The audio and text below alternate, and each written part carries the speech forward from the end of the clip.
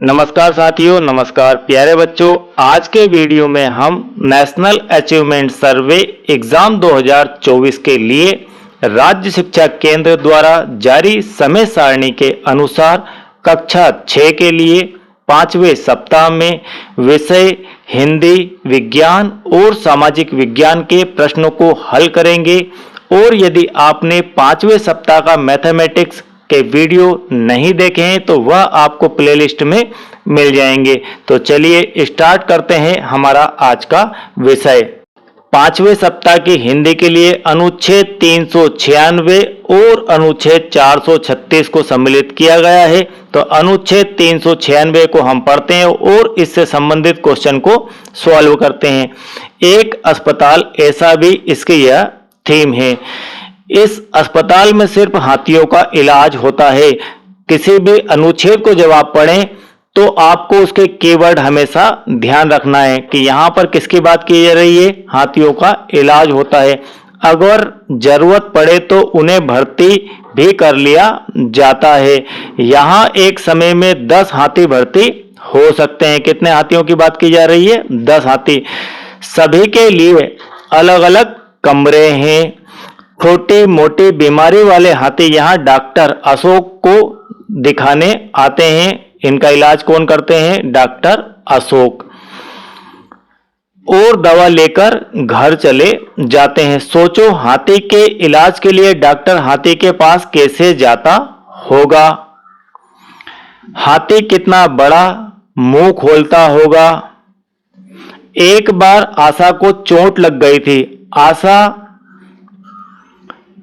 49 साल की हथनी है। हथनी का नाम आशा है। डॉक्टर के पास ले गए तो डॉक्टर ने कहा अगला पैर ऊपर रखो और आशा ने पैर स्टूल पर रख दिया। डॉक्टर ने उस पर मलहम लगाया। कुछ दिनों में आशा ठीक हो गई। अब आप इन कीवर्ड की सहायता से इन क्वेश्चनों को सॉल्व करेंगे। प्रश्न नंबर 1 है, चोट किसके पैर में लगी थी? ऑप्शन है आपके डॉक्टर के, नर्स के, आशा के या अशोक के। तो यहां पर आपके पास दिया हुआ है डॉक्टर के पास ले गए। डॉक्टर ने कहा अगला पैर ऊपर रखो। तो ये किसके बारे में कहा गया है? यह कहा गया था आशा के बारे में। आशा के पैर में चोट लगी थी। तो यहां पर ऑप्शन सी आपका राइट हो जाएगा। अब आपका यहां पर क्वेश्चन नंबर 2 है, अस्पताल में अलग अलग कमरे क्यों थे? अस्पताल में अलग अलग कमरे किस लिए थे? तो यहां पर आपको दिया गया था कि अलग अलग कमरे थे, क्यों थे? उनको भर्ती करने के लिए।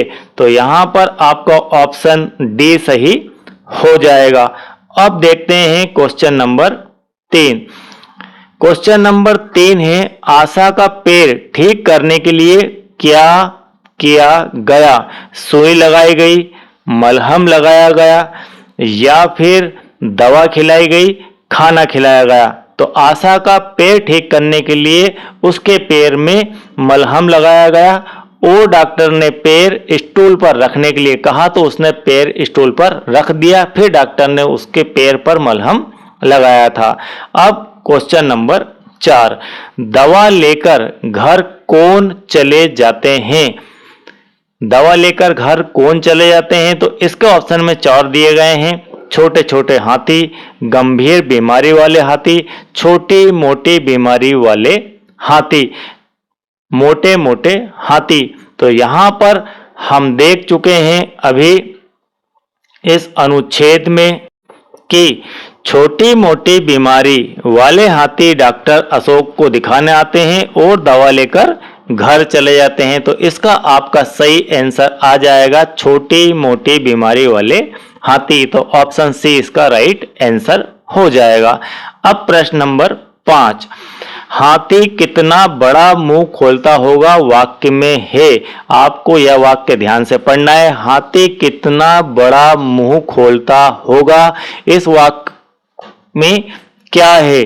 संदेहवाचक वाक्य है, ये आज्ञावाचक है, इच्छावाचक है या फिर प्रश्नवाचक, यहां पर आपको प्रश्नवाचक चिन्ह दिखाई दे रहा है, इसलिए यह वाक्य आपका प्रश्नवाचक वाक्य ही होगा। अनुच्छेद क्रमांक 436, पोस्टर को पढ़कर प्रश्नों के उत्तर दीजिए। यहां पर आपको एक पोस्टर दिखाई दे रहा है, यह समझ लीजिए कि यही आपकी इंफॉर्मेशन है। इसी पोस्टर को देखकर आपको क्वेश्चनों के आंसर देना है। तो यहां पर क्या क्या लिखा हुआ है पहले वह पढ़ लेते हैं। जल है तो कल है, एक यहां पर लिखा हुआ है। पृथ्वी की सतह पर 2/3 जल है। कितना है? 2/3 जल है, परंतु पीने योग्य जल केवल 0.002% ही है। हम सब ने यह ठाना है पानी को बचाना है। और यहाँ पर किसने यह पोस्टर छपवाया है? सौजन्य से, ग्राम पंचायत अकोलिया धार। और यहाँ पर एक नल दिखाई दे रहा है आपको, नल से पानी की बूंद निकल रही है और यह पृथ्वी का सिंबल बना हुआ है। इतनी इंफॉर्मेशन इसके अंदर दी गई है। अब इनके आधार पर हमें क्वेश्चनों के आंसर देना है। पहला प्रश्न है यहाँ पर आपका 26वां, आप इसे क्वेश्चन नंबर 1 भी देख सकते हैं। इसके लिए प्रत्येक चिन्ह किससे संबंधित है? यहाँ पर जो बना हुआ है यह पोस्टर, यह किससे संबंधित है? फूल से, जल से, नल से या गुब्बारे से? तो इस पोस्टर के अंदर आप देख पा रहे होंगे यहाँ पर यह प्रतीक चिन्ह बना हुआ है। तो यह प्रतीक चिन्ह आपका किससे संबंधित है? नल से संबंधित है। तो आपका यहाँ पर आंसर सी आ जाएगा, नल से। अब नेक्स्ट क्वेश्चन, क्वेश्चन नंबर इसका 27 और इसका सेकंड। पोस्टर में दी गई जानकारी है जल संरक्षण के बारे में, मृदा संरक्षण के बारे में, अन्य संरक्षण के बारे में, बाल संरक्षण के बारे में। तो बिल्कुल क्लियर मैसेज है जल संरक्षण का, तो ऑप्शन ए यहां पर राइट हो जाएगा।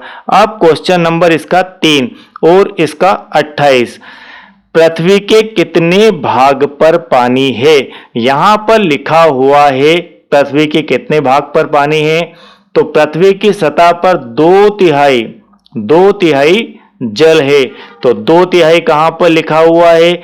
1/4, 3/4, 1/3 और 2/3। 2/3 को ही हम 2/3 पढ़ते हैं। तो पृथ्वी के 2/3 भाग पर पानी है। अब क्वेश्चन नंबर 29, जिसे आप 4 भी कह सकते हैं इस पोस्टर के लिए। पोस्टर किसने जारी किया है?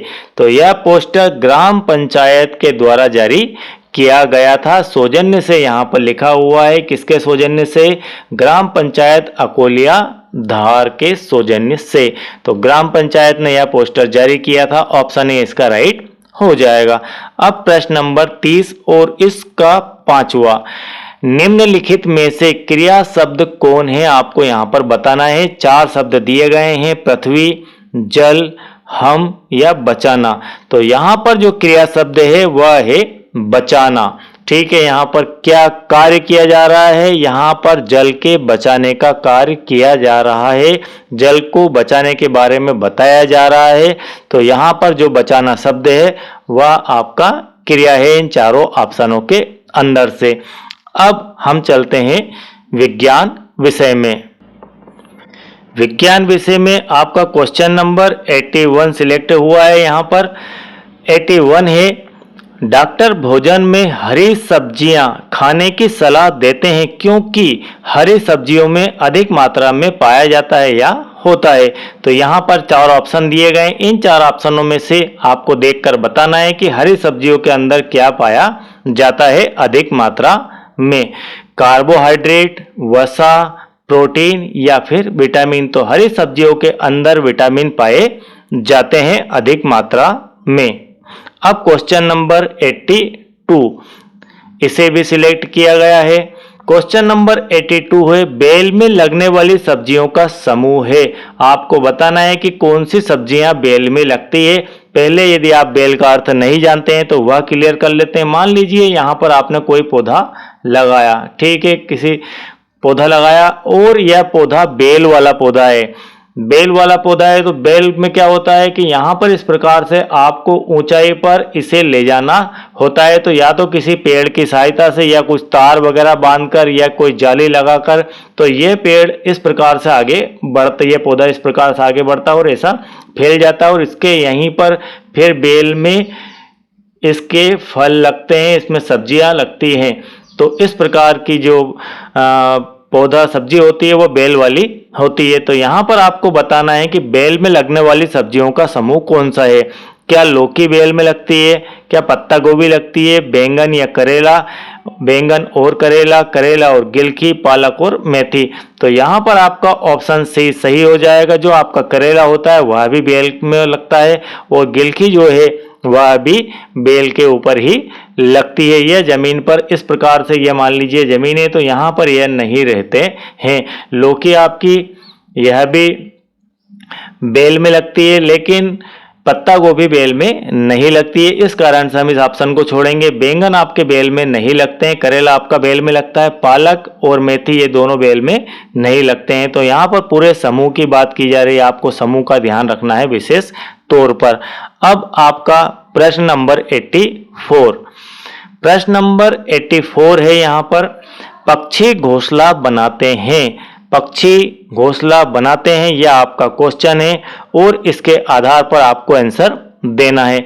अपने सोने के लिए, तिनकों को इकट्ठा करने के लिए, अंडे देने के लिए या फिर ये सभी। तो यहाँ पर पक्षियों के बारे में कहा जा रहा है, तो पक्षी हमेशा अंडे देने के लिए ही घोंसला बनाते हैं और अंडे से बच्चे निकलने के बाद वे घोंसला छोड़कर चले भी जाते हैं जहां पर उनका दाना पानी होता है। अब प्रश्न नंबर 85, कलचीड़ी, ये सारे क्वेश्चन 5वें सप्ताह के विज्ञान में सम्मिलित किए गए हैं। कलचीड़ी अपना घोंसला बनाती है, कलचीड़ी को जो है भारतीय रोबिन के नाम से भी जाना जाता है। तो यह अपना घोंसला बनाती है जमीन पर, पत्थरों के बीच या फिर एक ऊंचे पहाड़ पर या फिर एक सुनसान घर के अंदर या इनमें से कोई नहीं। तो रोबिन, भारतीय रोबिन जिसे आप कलचीड़ी के नाम से जानते हैं, उसकी विशेषता होती है कि वह जमीन पर पत्थरों के बीच में घोंसला बनाती है। अब इसके बाद क्वेश्चन नंबर 86 86 को भी यहाँ पर सम्मिलित किया गया है। कोयल बहुत मीठा गाती है, यहाँ पर आपको ध्यान रखना है कि कोयल बहुत मीठा गाती है पर वह अपना घोंसला नहीं बनाती है। तब वह अपने अंडे कहाँ देती है? सभी पक्षी अंडे जो है लगभग घोंसलों में ही देते हैं, लेकिन कोयल घोंसला बनाती ही नहीं है, तो फिर वह अपने अंडे कहाँ देती होगी? मैदान में, पत्थर में, कौवे के घोंसले में या फिर घर में? तो इसका सही आंसर आ जाएगा कौवे के घोंसले में कोयल अपने अंडे देती है। अब प्रश्न नंबर 89 यहीं पर दिया गया है। प्रश्न नंबर 89 भी पक्षियों की संख्या में कमी होने का कारण है। यहाँ पर यह बिल्कुल आईएमपी क्वेश्चन है और हो सकता है कि यह आपकी नेस के फाइनल एग्जाम में भी पूछा जाए। पक्षियों की संख्या में कमी होने का कारण क्या है? पक्षियों का संरक्षण किया गया इसलिए पक्षी कम हो गए। संरक्षण से अर्थ है कि बचाया गया, तो बचाने से तो पक्षियों की संख्या बढ़ना चाहिए, तो यह ऑप्शन नहीं हो सकता। जानवरों की संख्या में वृद्धि हो गई, क्या ऐसा कारण रहा होगा पक्षियों की संख्या में कमी का? तो यह भी गलत है। शिकार एवं पेड़ पौधों की कटाई, तो सही ऑप्शन आपका यहाँ पर सी दिखाई दे रहा है। बहुत ज्यादा मात्रा में शिकार किए गए और पेड़ पौधों की कटाई की गई, जिसके वजह से उनके आवास समाप्त हो गए और पक्षियों की संख्या में कमी आई है। पेड़ों की संख्या में वृद्धि के कारण तो पक्षियों की संख्या बढ़ना चाहिए थी, तो यह ऑप्शन भी यहाँ पर गलत है, तो सी ऑप्शन इसका राइट हो जाएगा। इसके बाद प्रश्न नंबर 91 गिजू भाई बधेका किस राज्य से हैं? 4 राज्यों के नाम यहाँ पर दिए गए हैं, गुजरात, असम, बिहार, राजस्थान। तो गिजू भाई बधेगा जो थे वे गुजरात राज्य से संबंध रखते हैं। इसके बाद प्रश्न नंबर 93 93 गंदा पानी पीने के प्रभाव है। यदि आप गंदा पानी लगातार पिएंगे तो आपके शरीर पर उसके क्या इफेक्ट आएंगे, क्या प्रभाव होंगे, वह आपको यहाँ पर बताना है। शरीर स्वस्थ रहता है। क्या शरीर स्वस्थ हो जाएगा गंदा पानी पीने से? तो बिल्कुल ही गलत है। शरीर अस्वस्थ रहता है, ए और बी दोनों। तो जब ए गलत है तो यह भी गलत हो गया। त्वचा चमकीली रहती है, तो अस्वस्थ व्यक्ति की त्वचा कैसे चमकीली हो सकती है? तो यहाँ पर सही ऑप्शन आ जाएगा इसका बी, शरीर अस्वस्थ रहता है, अस्वस्थ हो जाएगा गंदा पानी पीने के बाद में। यह प्रभाव आपके शरीर पर गंदा पानी के कारण आएगा। अब प्रश्न नंबर 94 यदि पीने के पानी का पाइप गटर के पानी से मिल जाए तो बीमारी होती है। यदि आपके घर में नल से पानी आ रहा है, मान लीजिए ये आपके घर में पानी का नल है, ठीक है, यह नल है और इस नल से पानी आ रहा है और इससे कहीं ना कहीं इस प्रकार से कोई गटर का भी इन्वॉल्वमेंट हो जाए, गटर का पानी भी इसमें मिक्स होने लगे, तब क्या होगा? कौन सी बीमारी होगी? शुगर होगी, हृदयघात होगा, हैजा होगा या फिर कैंसर होगा? तो गंदा पानी पीने की वजह से आपको हैजा होगा और हैजा होने के लक्षण में आपको उल्टी और दस्त की शिकायत बहुतायत मात्रा में हो सकती है। तो आपका यहाँ पर आंसर सी सही हो जाएगा। आपको एक वर्ड में भी यह याद रखना है कि गंदा पानी का संबंध हैजा बीमारी से होता है। अब प्रश्न नंबर 95 प्रश्न नंबर 95 है यहाँ पर, जब किसी व्यक्ति को उल्टी दस्त, यहाँ पर मैंने बात की थी उल्टी दस्त की, वह हो चुका है मान लीजिए, उल्टी दस्त होती है तब उसके इलाज के लिए किए जाने वाले उपाय, उल्टी दस्त के बाद में क्या उपाय किए जाएं उल्टी दस्त को ठीक करने के लिए? गुनगुना दूध पिया जाए, शक्कर का घोल पिया जाए, पल्स पोलियो या फिर ORS का घोल? तो इसका सही आंसर आ जाएगा ORS का घोल मरीज को पिलाया जाता है। ऐसा इसलिए किया जाता है कि जब मरीज को उल्टी दस्त होती है तब उसके शरीर में पानी की मात्रा कम हो जाती है, पानी की कमी हो जाती है और उस कमी को पूरा करने के लिए ORS का घोल पिलाया जाता है। और यह क्वेश्चन भी बहुत ही IMP है और हो सकता है कि इस बार के एग्जाम में आपको देखने को मिल जाए। इसके बाद क्वेश्चन नंबर 98 को भी 5वें सप्ताह के लिए विज्ञान विषय से सम्मिलित किया गया है। पानी को शुद्ध करने के लिए क्या करना चाहिए? आप पानी को यदि शुद्ध रखना चाहते हैं, करना चाहते हैं, तो आपको क्या करना चाहिए? इन ऑप्शनों में से देखकर बताना है। मटका खुला रखना चाहिए। क्या मटके को खुला रखने से पानी शुद्ध हो जाएगा? क्या पानी को उबाल कर छानना चाहिए, ऐसा करने से आपका पानी शुद्ध हो जाएगा? या फिर पानी को नहीं छानने से पानी शुद्ध हो जाएगा? पानी में नमक मिलाने से आपका पानी शुद्ध हो जाएगा? तो यहाँ पर सही ऑप्शन है, पानी को उबालकर छानने से पानी शुद्ध हो जाएगा काफी हद तक। उसका कारण है कि पानी में जो बैक्टीरिया होते हैं, जीवाणु होते हैं, उबालने के बाद वे नष्ट हो जाते हैं और बैक्टीरिया समाप्त हो गए, मतलब काफी हद तक आपका पानी शुद्ध हो चुका है। और उसके बाद आप उसे छान लेंगे तो लगभग आपका पानी शुद्धता की ओर बढ़ जाएगा, शुद्ध हो जाएगा। तो आंसर आपका बी यहाँ पर सही हो जाएगा। इसके बाद क्वेश्चन नंबर 99 को भी सम्मिलित 5वें सप्ताह के लिए किया गया है और यह विज्ञान विषय का अंतिम क्वेश्चन है। बीज को अंकुरित होने और किसको? बीज को अंकुरित होने और जड़ तथा तना उत्पन्न करने के लिए आवश्यकता होती है। कुल मिलाकर बीज को अंकुरित होने के बाद बढ़ने के लिए क्या क्या चाहिए? हवा, सूरज की रोशनी, पानी या फिर उपरोक्त सभी चाहिए? तो हवा भी चाहिए किसी पौधे को बढ़ने के लिए, सूरज की रोशनी भी चाहिए, पानी भी चाहिए। इसका अर्थ है कि आपका ऑप्शन डी यहाँ पर सही हो जाएगा। यह भी एक IMP क्वेश्चन ही है। अब चलते हैं हम सोशल साइंस सामाजिक विज्ञान के अंदर। क्वेश्चन नंबर 44 है आपका यहाँ पर। सूर्य प्रातः काल किस दिशा से उदय होता है? बिल्कुल सामान्य सा क्वेश्चन है और सभी जानते हैं इसका आंसर, और शायद अब तक आप आंसर दे भी चुके होंगे कि सूर्य प्रातः काल पूर्व दिशा से ही उगता है, पूर्व दिशा से ही सूर्य का उदय होता है। अब क्वेश्चन नंबर 185 185। क्वेश्चन नंबर 185 है, राजस्थानी इलाके में ज्यादा पाए जाने वाला पेड़ जिसकी छाल दवा के काम में आती है। यह क्वेश्चन मोस्ट आईएमपी क्वेश्चन है और यह हो सकता है कि इस बार आपके एग्जाम में देखने को आपको मिल जाए। नीम, बरगद, खेजड़ी या फिर मनी प्लांट। तो इसका वन वर्ड में ही आंसर आपको याद रखना है कि राजस्थानी इलाकों में पाया जाने वाला पेड़ तो काफी सारे पाए जाते हैं, लेकिन किस पेड़ की छाल दवा के काम में आती है? तो वह आपका आंसर है खेजड़ी। खेजड़ी नामक पेड़ की छाल से दवा बनती है और यह आपका जो पेड़ है यह राजस्थान के इलाकों में पाया जाता है। अब इसके बाद क्वेश्चन नंबर 199।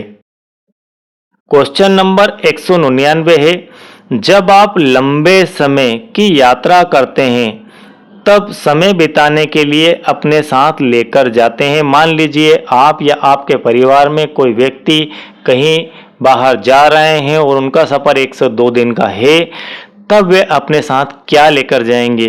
क्या वे हॉकी लेकर जाएंगे? तो हॉकी तो एक खेल का नाम है और हॉकी के द्वारा हॉकी को खेला जाता है।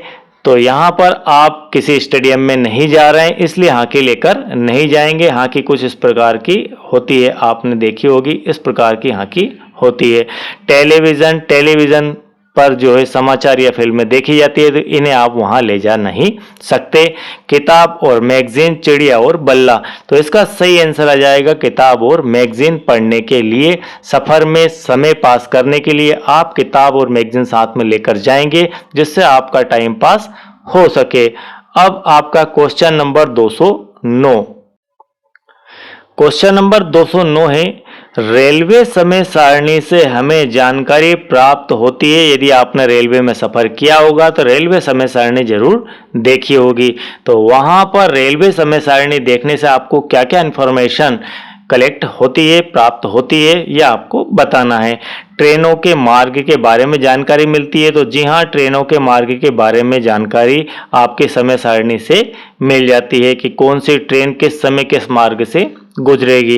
प्रत्येक स्टेशन पर आगमन और प्रस्थान का समय, यह जानकारी भी आपको समय सारणी से मिल जाती है।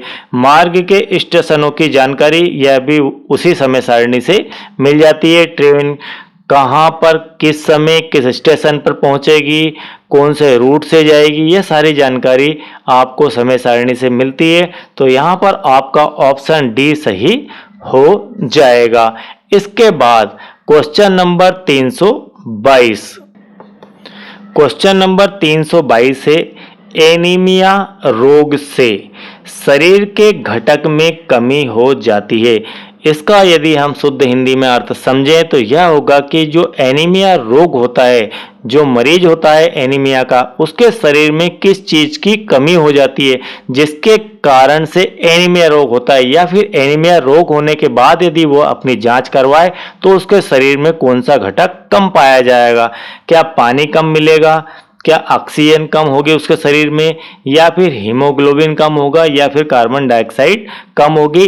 तो इसका सही आंसर आ जाएगा सी वाला, हीमोग्लोबिन, जिसे आप लौह तत्व भी कहते हैं। तो आपका संबंध हीमोग्लोबिन का सीधे सीधे एनीमिया रोग से होता है। एनीमिया रोग का अर्थ अपन दूसरे शब्दों में कहें, सरल शब्दों में, तो उसका अर्थ होता है कि आपके शरीर में कमजोरी हो गई। और इसके बाद डॉक्टर आपको हरी सब्जियां वगैरह खाने की सलाह देते हैं कि थोड़ा विटामिन युक्त भोजन आप कीजिए, जिसके अंदर ज्यादा मात्रा में लौह तत्व हो सबसे अधिक, जैसे पालक, आंवला, इनके अंदर आपको हीमोग्लोबिन की मात्रा मिल जाएगी। तो हीमोग्लोबिन की कमी के कारण एनीमिया होता है और एनीमिया रोग होने के बाद आपके शरीर में हीमोग्लोबिन की कमी हो जाती है। अब क्वेश्चन नंबर 317। क्वेश्चन नंबर 317 है, हमारे शरीर को स्वस्थ रखने के लिए लाभदायक आहार है। कैसा आहार? लाभदायक, जो आपके लिए हेल्पफुल हो, ऐसा आहार कौन सा है? डिब्बा बंद भोजन, मतलब हम शुद्ध भाषा में इसे कहें तो बासी भोजन, ठीक है। या फिर बिस्किट, केक, चिप्स, ये तेल वाली चीजें क्या आपको स्वस्थ रख सकती है? पिज्जा एवं बर्गर, क्या आपके लिए ये हेल्थ के लिए अच्छे हैं? या फिर अंकुरित आहार? तो यहाँ पर इसका सही आंसर आ जाएगा अंकुरित आहार। आपके शरीर को स्वस्थ रखने के लिए बहुत ही लाभदायक होता है। अब इसके बाद क्वेश्चन नंबर 355। Question number 355। अब इस क्वेश्चन को पढ़ने के बाद आप सीधे सीधे आंसर दे ही सकते हैं। आरती के रक्त की जांच में, आरती की रक्त की जांच हुई, आरती बीमार हुई, आरती को कमजोरी महसूस हुई और हीमोग्लोबिन की कमी पाई गई। जांच के दौरान पाया गया कि उसके शरीर में हीमोग्लोबिन की कमी है। उसे कौन सा रोग हुआ है? आपको 4 प्रकार के यहाँ पर रोगों के नाम दिए गए हैं। इनमें से आपको सही ऑप्शन का चयन करना है। चेचक, पैचिस, एनीमिया या फिर टाइफाइड। तो इसका सही आंसर आ जाएगा सी वाला, एनीमिया। पिछले क्वेश्चन में ही हम सीख कर आए हैं कि एनीमिया मतलब हीमोग्लोबिन, और हीमोग्लोबिन का संबंध एनीमिया रोग से है। हीमोग्लोबिन की कमी से एनीमिया रोग हो जाता है। अब आपका कक्षा 6 के सामाजिक विज्ञान से प्रश्न क्रमांक 344। प्रश्न क्रमांक 344 है, हमारे देश में किस प्रकार की विविधता पाई जाती है? अनेकता में एकता, यही भारत की विशेषता। ये नारा आप बचपन से लगाते हुए आ रहे हैं। तो हमारे देश में किस प्रकार की विविधता पाई जाती है? रूप रंग में विविधता पाई जाती है। अलग अलग रूप रंग के लोग क्या हमारे भारत में रहते हैं? या फिर खान पान की विविधता पाई जाती है? तो खान पान भी पूरे देश में अलग अलग है। उत्तर भारत में अलग प्रकार का खाना खाया जाता है, दक्षिण भारत में अलग प्रकार का खाना खाया जाता है। कहीं दाल बाटी खाई जाती है, तो कहीं आलू के पराठा खाए जाते हैं, तो कहीं सरसों की साग खाई जाती है। तो तरह तरह का खान पान पूरे देश में अलग अलग स्थानों पर अलग अलग है। अलग अलग प्रकार की भाषाएं बोली जाती है। कहीं मलयालम बोली जाती है, कहीं कन्नड़ बोली जाती है, कहीं मराठी बोली जाती है, कहीं तेलुगु बोली जाती है, कहीं हिंदी बोली जाती है। तो इस प्रकार से अलग अलग प्रकार की लैंग्वेज पूरे भारत में बोली जाती है। इसका अर्थ है कि सभी सही है। यहाँ पर उपरोक्त सही ऑप्शन आपका यहाँ पर आ जाएगा। अब इसके बाद प्रश्न क्रमांक 361। प्रश्न क्रमांक 361 है, भारत में गाड़ी चलाने के लिए प्रमुख दस्तावेज है। यदि आप गाड़ी चला रहे हैं या गाड़ी चलाना चाहते हैं तो आपके लिए क्या जरूरी दस्तावेज है? जिस प्रकार से वोट डालने के लिए आपको वोटर आईडी की आवश्यकता होती है, उसी प्रकार से गाड़ी चलाने के लिए एक गाड़ी की पहले जरूरत होती है और उसके साथ में आपको एक प्रकार का लाइसेंस भी चाहिए होता है, आरटीओ द्वारा प्रमाणित ड्राइविंग लाइसेंस, जिसमें यह आपका क्लियर हो जाता है कि आपको गाड़ी आती है और आप रोड पर गाड़ी चला सकते हैं। लेकिन यह ड्राइविंग लाइसेंस आपके 18 वर्ष की उम्र के बाद ही बनता है। 18 वर्ष के बाद आपका ड्राइविंग लाइसेंस बन जाता है और तभी 18 के बाद आप वोट डालने के अधिकारी भी हो जाते हैं। तो क्वेश्चन नंबर 361 का सही ऑप्शन आपका यहाँ पर बी आएगा। मतदाता परिचय पत्र, यह आपका जो है वोट डालने का काम आता है। बैंक पासबुक आपके बैंक के खाते की लेन देन की बुक होती है और आधार कार्ड आपके व्यक्तिगत जानकारी के लिए बना होता है। अब क्वेश्चन नंबर 389। क्वेश्चन नंबर 389 है, भूमि के रिकॉर्ड रखने वाले सरकारी कर्मचारी है। भूमि का जो रिकॉर्ड रखते हैं, जो भूमि के रिकॉर्ड का बंदोबस्त करते हैं, जिनके पास भूमि के रिकॉर्ड का रखने का और उनको अपडेट करने का पावर होता है, वह अधिकारी कौन होता है? पटवारी यह कार्य करते हैं, क्या थानेदार यह कार्य करते हैं, या आपके स्कूल के एचएम यह कार्य करते हैं, या फिर बैंक कर्मी यह कार्य करते हैं? तो इसका सही आंसर आ जाएगा आपका ए वाला, पटवारी भूमि के रिकॉर्ड रखने का कार्य करता है और यह एक शासकीय मुलाजिम होते हैं। तो यहाँ पर हमारा 5वें सप्ताह का हिंदी, विज्ञान और सामाजिक विज्ञान के क्वेश्चनों का सिलसिला कंप्लीट होता है।